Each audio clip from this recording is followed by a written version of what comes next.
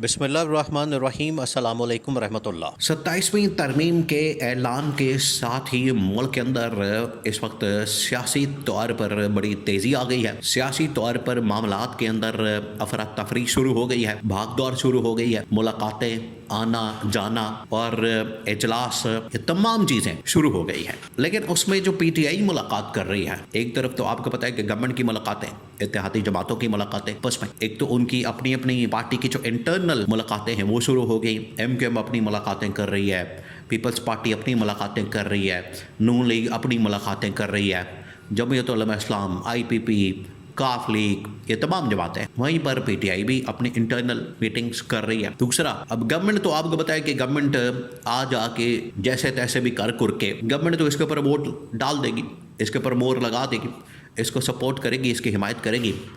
لیکن جو اپوزیشن ہے، جو اس وقت تحریک تحفظ آئین پاکستان کے پلیٹ فارم سے اکٹھی ہے اور جس میں عمران خان اور پی ٹی آئی لیڈ کر رہے ہیں، ان کے پاس لیڈنگ رول ہے، وہ اب متحد ہونے جا رہے ہیں اور اس کے لیے انہوں نے بھاگ دوڑ شروع کر دی ہے اور باقاعدہ طور پر ملاقاتوں میں اس ترمیم کی مخالفت میں احتجاج کرنے کا فیصلہ کیا ہے۔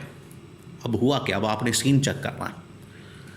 پہلے تو یہ اعلان کر دیا گیا بلاول کی جانب سے کہ ترمیم آ رہی ہے اور اس کے لیے نون لیگ ہمارے پاس آئی۔ یہ پہلی میٹنگ ہوئی ہے کہ شہباز شریف پہنچا ہے اور شہباز شریف کی قیادت میں پورا ڈیلیگیشن پہنچا ہے اور ڈیلیگیشن نے آ کے پیپلز پارٹی کے ڈیلیگیشن کے ساتھ، بلاول کے ساتھ اور آصف زرداری کے ساتھ ملاقات کی۔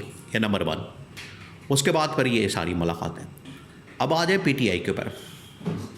پی ٹی آئی نے اس حوالے سے 2-3 بڑی اہم ترین ملاقاتیں کی ہیں اور ایک بات آپ ذہن میں رکھیں کہ آج اگر عمران خان کو مکمل طور پر آئسولیشن میں رکھا گیا ہے، عمران خان کو مکمل طور پر کارنر کر دیا گیا مکمل طور پر، اور اس کی نہ باہر پیغام آ رہا ہے، نہ بات آ رہی، نہ میسج آ رہا ہے، نہ عمران خان کے ساتھ کمیونیکیشن ہو رہی ہے، نہ عمران خان کو آن بورڈ لیا جا رہا ہے، نہ عمران خان کو اس حوالے سے بتایا جا رہا ہے، نہ آگاہ کیا جا رہا ہے۔ وہ صرف اس وجہ سے کہ باہر ترمیم آ رہی ہے۔ اگر عمران خان کو ملاقات کی اجازت مل گئی، ملاقات کر لی، تو عمران خان تو باہر ایسا پیغام دے گا پی ٹی آئی، وہ تو بخیے ادھیڑ دے گی۔ یہ پہلی بات۔ دوسری بات یہ کہ پی ٹی آئی نے اب پہلے اندر ایک اندرونی ملاقات کی اور اس کے اندر یہ طے پایا ہے کہ اس ترمیم کا ہر صورت حتی الامکان کوشش کی جائے گی راستہ روکنے کی، کہ اس کو ہم نے روکنا، اس کو ہم نے پاس نہیں ہونے دینا اور اس کو ہم نے کسی طرح سے ہر صورت میں روکنے کے لیے تمام کے تمام حربے ہتھ کنڈے اقدامات کرنے ہیں۔ یہ ان کی جانب سے کہا گیا۔ اس کے بعد اس کے اوپر پھر کام شروع ہوا ہے اور پہلی جو ملاقات کی گئی وہ کی گئی مولانا فضل الرحمان کے ساتھ۔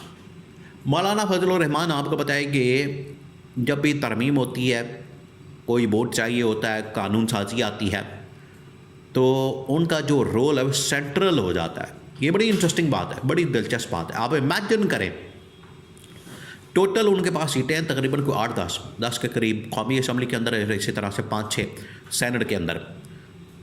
لیکن کیونکہ اگر وہ گورنمنٹ کے ساتھ چلے جاتے ہیں تو ان کا نمبر پورا ہو جائے گا، گورنمنٹ کا 225 کا، 230 کا، اور اسی طرح سے سینٹ کے اندر، قومی اسمبلی کے اندر 225-30 اور سینٹ کے اندر 64 کا، 65 کا۔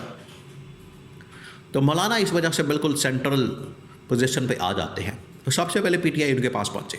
پی ٹی آئی نے جا کے اب ان کو کہا ہے مولانا کو کہ مولانا صاحب، اب آپ کے اوپر سارا کچھ ڈپینڈ کرتا ہے، اب آپ کے اوپر یہ ساری گیم ہے۔ اگر آپ آج کھڑے ہو گئے، ڈٹ گئے اس کی مخالفت میں، ترمیم کی، تو تاریخ میں آپ کو یاد رکھا جائے گا۔ لیکن اگر آپ اس موقع پر گورنمنٹ کی سائڈ پر چلے گئے، ہمیں دھوکہ دے دیا، جیسے لاسٹ ٹائم 26ویں ترمیم کے موقع پر مولانا نے پہلے یقین دہانی کروا دی، گارنٹی دے دی، ایشورٹی دے دی پی ٹی آئی والوں کو کہ ہم آپ کے ساتھ ہیں، اور پھر لپک کے جس دن ترمیم ٹیبل کی گئی اس کو وہاں پر پیش کیا گیا قومی اسمبلی کے اندر، مولانا نے کہا کہ اس کو ووٹ دے دیا۔ تو مولانا نے یہاں پر دھوکہ کیا، ان کو یہ کہا گیا، تو مولانا کو پیغام پہنچا دیا گیا۔ مولانا کے اوپر ڈپینڈ کرتا ہے، انہوں نے تاریخ میں اپنے آپ کو یاد رکھنا ہے، تاریخ میں اپنے آپ کو زندہ رکھنا ہے، عوام کے اندر اپنے آپ کو زندہ رکھنا ہے، تاریخ میں یاد رکھا جائے، عوام میں یاد رکھا جائے یا پھر یہ اسٹیبلشمنٹ اور ان حکومتی جماعتوں کے اعلیٰ کار بن جائیں. اب ان کے اوپر ڈپینڈ کرتا ہے.